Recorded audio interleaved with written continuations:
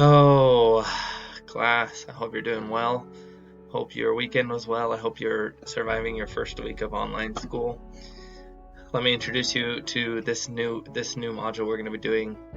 So far in the book of Mosiah, we've read about King Benjamin, okay? And book of Mosiah is a really fun book of scripture, and I'm excited to be studying it.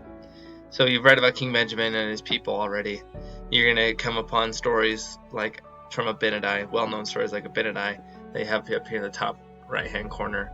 And also stories about Alma the Younger, one of the priests who believed Abinadi and him baptizing in the water. You see that picture on the left. But I want to introduce you to some other people that we're going to study this week. Some of the lesser-known figures of the book of Mosiah.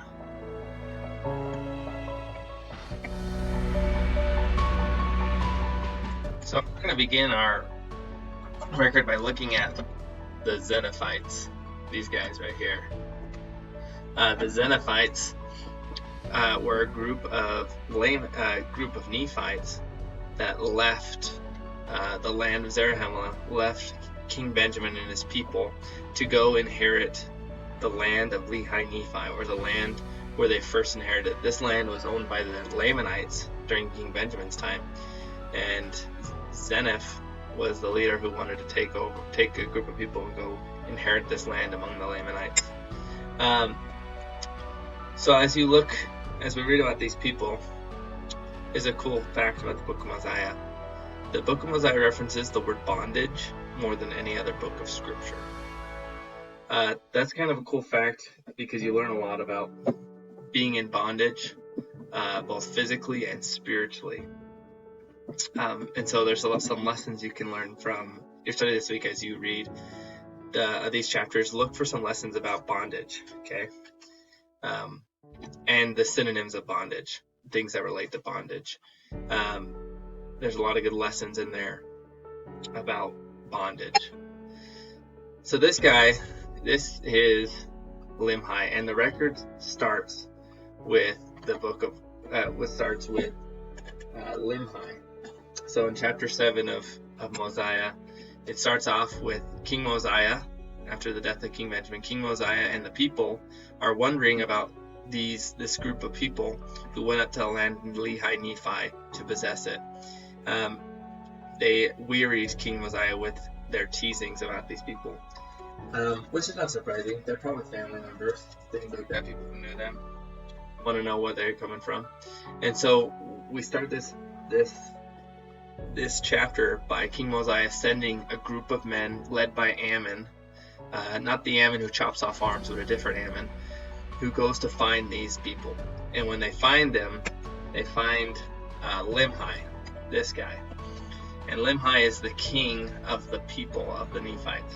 And once Ammon explains who they are, King Limhi rejoices and is very happy that the people of Zarahemla have come to find him and his people. And then after Limhi addresses his people, talks about being delivered out of bondage for a little bit, Limhi, we get the record of Limhi's family, which is Zeniph. So Zeniph is Limhi's grandfather, and his story starts in Mosiah chapter 9, where you get the record of Zeniph. Zeniph is this guy who led people out of the land of Zarahemla to go inherit the land of Lehi Nephi. Zeniph is a lesser-known character in the Book of Mormon, but his son Noah, Limhi's father, is very well known. Noah is the wicked King Noah, the one who kills Abinadi, the one who doesn't listen to him. And so Limhi is the grandson from Zeniph, and is one of these kings that's in this land of Lehi Nephi. So that's who Limhi is, and that's who Zeniph is. As you're reading about them, these are the characters you're talking about. This week we'll stop at Noah and we'll pick up King Noah's story next week's module. But here's a cool thought from a guy named John Gee, who's just a BYU scholar. He says Limhi was more comfortable in the library than the throne room, which is a big contrast from his father, King Noah, if you know about King Noah. So as you're studying this week, I want you to look for some evidence of that. How do you know that Limhi was more comfortable in the library than the throne room? Okay, so there's just some things to look at as you study your scriptures this week. As you read about Limhi, as you read about bondage, and as you read about Zenith, keep those lessons in mind. I look forward to hearing your insights and your thoughts concerning the scriptures. A lot of good stuff in these chapters. I look forward to hearing from you on Thursday.